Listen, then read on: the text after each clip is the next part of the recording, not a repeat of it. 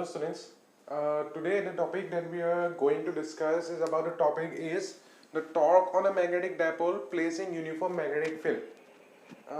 ये जो टॉपिक है ये वाला topic same to same topic हम लोग ने एक लास्ट चैप्टर में भी हम लोग ने डिस्कस किया था कि एक वायर को मैग्नेटिक फील्ड में अगर प्लेस करते हैं तो उसमें क्या टॉर्क डेवलप होता है वो हम लोग ने कैलकुलेशन किया था. ये भी एग्जैक्टली ऑलमोस्ट सिमिलर ही है, खाली यहाँ पे वायर के जगह पे एक बार मैग्नेट को प्लेस करना है. ठीक है, तो वहां पे भी एक टॉर्क एक्सपीरियंस होगा. वो कैसे एक्सपीरियंस होगा वो दिखाता हूं अभी. तो this is your magnetic field, this is an uniform magnetic field as it is suggested in the topic. एक यूनिफॉर्म मैग्नेटिक फील्ड है. इसी यूनिफॉर्म मैग्नेटिक फील्ड पे हम लोग को एक बार मैग्नेट प्लेस करना है. और जब बार मैग्नेट को प्लेस करोगे, प्लेस करने के बाद उसमें कितना फोर्स एक्सपीरियंस होगा या क्या टॉर्क डेवलप होगा उसको कैलकुलेट करके दिखाना है. तो सपोज एक बार मैग्नेट लेते हैं. This is a bar magnet. Suppose this bar magnet is having a length of twice L. Twice L is a dipole length that we already know in the first chapter. So suppose consider करते हैं इसका north pole यहाँ पे है और इसका south pole यहाँ पे है. The north pole and the south pole. और जो पूरा टोटल मैग्नेट का लेंथ है वो है twice L. और जो मैग्नेटिक फील्ड के साथ जो एंगल फॉर्मेशन कर रहा है उसका एंगल है सपोज थीटा. ठीक है, this is making an angle of theta. Now due to the magnetic field, ठीक है, मैग्नेटिक फील्ड के कारण अभी क्या होगा, नॉर्थ पोल और साउथ पोल में दोनों पोल पे एक फोर्स एक्सपीरियंस होगा. तो फोर्स किस साइड में एक्सपीरियंस होगा वो दिखा दो. सपोज जो मैग्नेटिक फील्ड है, मैग्नेटिक फील्ड के डायरेक्शन पे नॉर्थ पोल मूव करना स्टार्ट करेगा. ठीक है, it will be moving in this side. So the force acting on this is given by QM into B. Okay, charge into its magnetic field strength, and south pole will be moving towards the opposite side. Again it will be QM into B. Okay, charge into its magnetic field strength. So this is one force and the other force is that one. तो जैसे हम लोग ने एक चीज इसी pen को suppose एक बार मैग्नेट कंसिडर करते हैं. तो जैसे ये बार मैग्नेट है तो इस कैप में एक फोर्स एक्ट हो रहा है, जैसे इस साइड में फोर्स एक्ट हो रहा है और दूसरा वाला फोर्स यहाँ पे एक्ट हो रहा है. तो one side is in this direction, the other force is in this direction. तो दोनों में जो फोर्स लग रहा है कि जैसे मैंने एक चीज मैंने बोला था लास्ट चैप्टर में, जब भी दोनों फोर्स का लाइन ऑफ एक्शन अलग अलग होता है तो वहां पे फॉर्मेशन होता है कपल. तो यहाँ पे भी क्योंकि ये ऊपर वाला फोर्स और नीचे वाला फोर्स का लाइन ऑफ एक्शन अलग अलग है तो इसमें क्या होगा, इसमें फॉर्मेशन होगा कपल. और जब भी कपल फॉर्मेशन होता है तो वहां पे डेवलप होता है टॉर्क. ठीक है, तो यहाँ पे हम लोग का डेवलप होगा torque. So if a torque develops here, ठीक है, तो टॉर्क का जो हम लोग का फॉर्मूला है कि force on each arm into perpendicular distance between the two forces. तो पहले फोर्स ऑन ईच आर्म का तो वैल्यू ऑलरेडी है. अभी परपेंडिकुलर डिस्टेंस देख लेते हैं कितना होगा. तो suppose if I consider one point here, so this will B one force direction और यहाँ से एक फोर्स का डायरेक्शन होगा, ये कंसिडर कर लेते हैं ये Z. ठीक है, ये S हो गया, ये N होगा और ये वाला हो गया Z.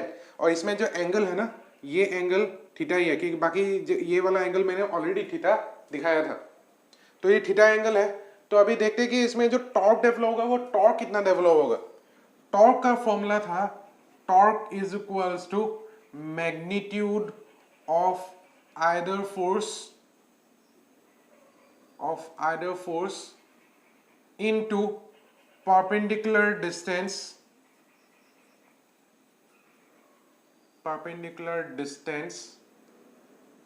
between the two forces.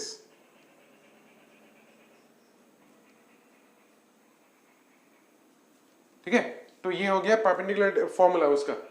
तो यहाँ पे अगर मैग्नीट्यूड ऑफ आइदर फोर्स देखते हैं तो दोनों का फॉर्मूला है QM into B इंटू यहाँ पे परपेंडिकुलर डिस्टेंस कौन सा होगा, ये फोर्स का डायरेक्शन है, दूसरा वाला फोर्स का डायरेक्शन ये वाला है. तो परपेंडिकुलर डिस्टेंस हो जाएगा हम लोग का ये Zn. ठीक है, so this will B into Zn. तो यहाँ पे अगर हम लोग Zn का वैल्यू निकालना है तो ये अगर ये एंगल है तो ये बेस होगा, ये हाइपोटेन्यूज होगा और दूसरा वाला ये हो जाएगा perpendicular. That means your perpendicular will be your Zn. सो इसलिए मैंने यहाँ पे Zn लिखा हुआ है. तो अगर परपेंडिकुलर का वैल्यू निकालना है तो मुझे फॉर्मूला यूज करना होगा sine theta. Sine theta will be equals to Zn divided by hypotenuse, that will be Sn. ठीक है, तो Zn will be equals to Sn sin theta. ये हो गया उसका formula, Zn is equals to Sn sin theta. वही वाला formula यहाँ पे डाल देते हैं, तो QMB into Zn की जगह पे आ जाएगा Sn sin थीटा. ठीक है, तो Sn का वैल्यू मैंने ऑलरेडी यहाँ पे दिया था, S to N का जो लेंथ है वो है ट्वाइस L, तो QMB into twice L sin theta. ठीक है, तो यहाँ पे जो QM into ट्वाइस L है, QM into ट्वाइस L जैसे हम लोग ने इलेक्ट्रिक डायपोल में भी डिस्कस किया था कि QM into twice L is electric dipole moment. यहाँ पे QM into ट्वाइस L करोगे तो निकलेगा मैग्नेटिक डायपोल मोमेंट. ठीक है, तो यहाँ पे हम लोग लिखते हैं M, which is magnetic dipole moment, MB sin theta. तो ये हो गया टॉर्क का फॉर्मूला. अगर इसको वेक्टर फॉर्म पे लिखते हैं तो वो बन जाएगा M क्रॉस B. तो this is the formula for the torque experienced by the magnetic dipole. तो this is one topic which is most familiar, क्योंकि ये वाला टॉपिक बहुत बार डिस्कस किया हुआ है. ये फर्स्ट चैप्टर में भी था टॉर्क एक्सपीरियंस निकालने वाला. अभी जो प्रीवियस चैप्टर हम लोग ने किया था उसमें भी ये वाला टॉपिक था और ये इसमें भी है. ठीक है, तो ये टॉर्क का टोटल तीन डिराइवेशन है फर्स्ट चैप्टर में, फोर्थ चैप्टर में, अभी जो हम लोग चैप्टर कर रहे हैं दैट इज फिफ्थ चैप्टर. तो ये तो हो गया अभी torque acting on the magnetic dipole. Next वाला जो टॉपिक हम लोग डिस्कस करने जा रहे हैं वो है magnetic elements of the earth. Earth में क्या क्या मैग्नेटिक एलिमेंट्स होते हैं. जैसे मैक्सिमम को पता ही है कि जो अर्थ है that also behaves like an magnet. ठीक है, अर्थ का भी खुद का एक मैग्नेटिक फील्ड होता है, एंड उसका मैग्नेटिक फील्ड क्यों होता है, that is only because of the gravity. Okay, the gravitational pull of the अर्थ.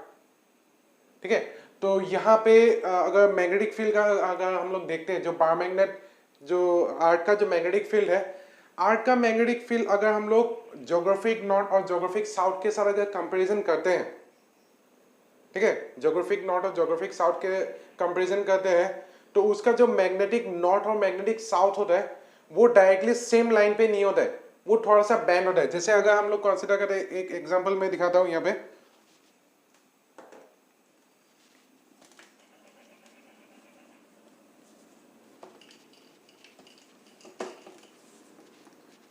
जैसे ये हो गया earth, north pole to south pole, pole to ऐसे होता है, और इसका जो मैग्नेट होता है, मैग्नेट का डायरेक्शन ऐसे होता है. This is the direction of the magnetic field या अर्थ का मैग्नेट.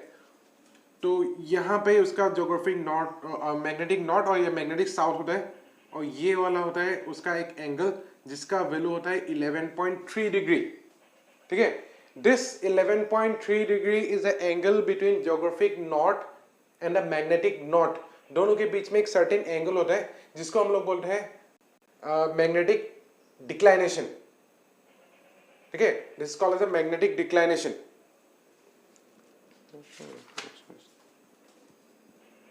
जो मैग्नेटिक डिक्लाइनेशन है, मैग्नेटिक डिक्लाइनेशन का डेफिनेशन हम लोग लिख सकते हैं. बिफोर द डेफिनेशन एक चीज बोलना होगा कि यहाँ पे सपोज हम लोग एक कंसिडर करते हैं एक प्लेन. ठीक है, प्लेन तो सबको पता है कि एक्स वाई प्लेन या वाई जेड प्लेन या जेड एक्स प्लेन जो भी हो, टू डायमेंशनल वाला पार्ट जो है उसको हम लोग प्लेन बोलते हैं. तो सपोज एक प्लेन कंसिडर करते हैं, जैसे एज फॉर एग्जांपल अगर मैं एक प्लेन कंसिडर करता हूँ, suppose this is a plane. ठीक है, एक प्लेन है, उस प्लेन को सपोज मैं ज्योग्राफिक नॉर्थ और ज्योग्राफिक साउथ में ऐसे पास कराऊं. ठीक है, passing through the geographic north and the geographic south pole, this plane is called as a geographic meridian. ठीक है, इसको हम लोग बोलते हैं geographic meridian. Plane passing through the geographic north and the geographic south. Similarly और एक plane suppose consider करते हैं जो मैग्नेटिक नॉर्थ और मैग्नेटिक साउथ से जो क्रॉस करता है, उस प्लेन को हम लोग कंसिडर करते हैं मैग्नेटिक मेरिडियन. तो प्लेन दो होता है, एक ज्योग्राफिक मेरिडियन एंड दूसरा वाला है मैग्नेटिक मेरिडियन. तो जो angle between the geographic meridian and the magnetic meridian, this is called as a magnetic declination. Angle between the magnetic meridian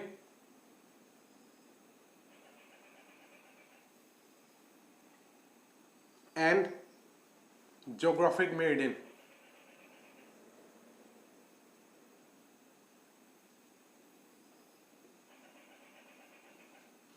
Okay, so this you can do one thing. अगर magnetic meridian और geographic meridian का definition लिखना है, मैं फिर से एक बार बोल रहा हूँ. Magnetic meridian is a plane passing through the magnetic north and the magnetic south, and the geographic meridian is a plane passing through the geographic north and the geographic south. Okay, और जो magnetic declination है, that is the angle between the geographic meridian and the magnetic meridian, that is 11.3 degree. ठीक है. Then आता है magnetic inclination और dip. अभी magnetic inclination और dip का मीनिंग क्या है? जैसे अगर मैं यही वाला जो ज्योग्राफिक मेरिडियन है और मैग्नेटिक मेरिडियन है, लाइक सपोज अगर कंसीडर करें उसका प्लेन का शेप ऐसा होगा. ठीक है. This is be one plane and this will be the other plane. ठीक है. ये एक प्लेन है और ये एक प्लेन है. तो देख सकते हो दोनों प्लेन के बीच में एक सर्टेन एंगल है. ये बीच वाला जो एंगल है that is your geographic meridian. तो यहाँ पे अगर मैं ज्योग्राफिक मेरिडियन और मैग्नेटिक मेरिडियन को अगर मैं दिखाऊं यहाँ पे, like suppose for example the geographic meridian, ये तो हो गया magnetic meridian, this will be your geographic meridian. ये वाला एंगल हो जाएगा 11.3 डिग्री. जैसे बुक को खोलोगे तो जैसे बुक का एक पार्ट इस साइड होगा, एक पार्ट उस साइड होगा, बीच वाला एंगल हम लोग बोल सकते हैं इज अ मैग्नेटिक डिक्लाइनेशन. तो ये हो गया सपोज ज्योग्राफिक मेरिडियन और नीचे वाला हो गया सपोज मैग्नेटिक मेरिडियन. ठीक है. जो मैग्नेटिक मेरिडियन है, दैट मीन जो अर्थ का जो मैग्नेटिक फील्ड है उसको दो कंपोनेंट में डिवाइड कर सकते हैं. एक है हॉरिजॉन्टल कंपोनेंट, दूसरा वाला है वर्टिकल कंपोनेंट. तो हॉरिजॉन्टल कंपोनेंट का डायरेक्शन होगा इस side, this will be your horizontal component and this will be your vertical component. ठीक है. Now according to the vector notation, this one and this one, if it is representing the two sides of the parallelogram, the resultant will be represented by its diagonal. तो इन दोनों का जो resultant होगा that is be will be along this diagonal. ठीक है.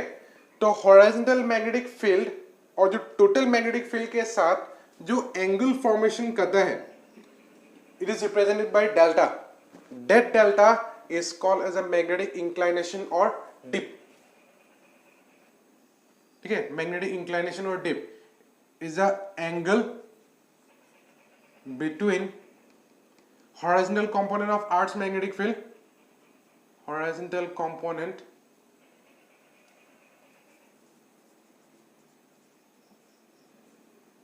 and the total magnetic field.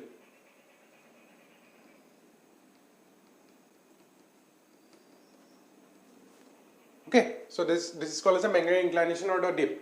और जो horizontal magnetic field है तो वो ऑलरेडी यहाँ पे शायद पता ही चल गया कि हॉरिजॉन्टल कंपोनेंट क्या है. This is the horizontal component and this is the vertical component. अगर दोनों कंपोनेंट का अगर मैं फॉर्मूला लिखूं, क्योंकि यहाँ पे डेल्टा है, तो अगर रिजॉल्व करते हैं तो वो बन जाएगा BH cos डेल्टा और BV हो जाएगा BV sin डेल्टा. ये दोनों कंपोनेंट है, cos delta and sin delta. तो अगर B का वैल्यू अगर निकालना है तो दोनों को ऐड कर सकते हैं. तो दोनों को अगर ऐड करोगे, क्योंकि resultant is equals to a plus b according to the triangular law of vector addition या parallelogram law of vector addition. तो दोनों को अगर ऐड करते हैं तो this will be equals to bh whole square cos square delta plus bv square sin square delta. ठीक है. तो ये हो गया टोटल मैग्नेटिक फील्ड का formula. This is the main components of the Earth's magnetic field. Write this topic as components of the Earth's magnetic field. So this much for today. So in the next class we'll be discussing some more topics related with this chapter.